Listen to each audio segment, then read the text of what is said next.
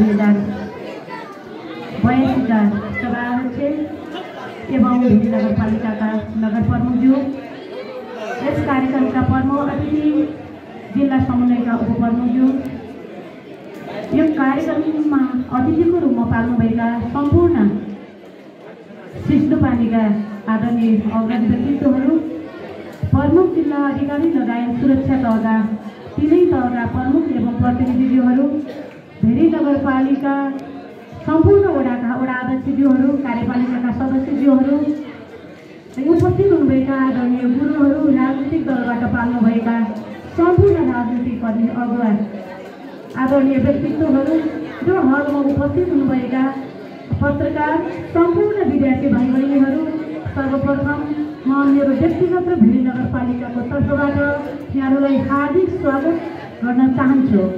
नमस्कार।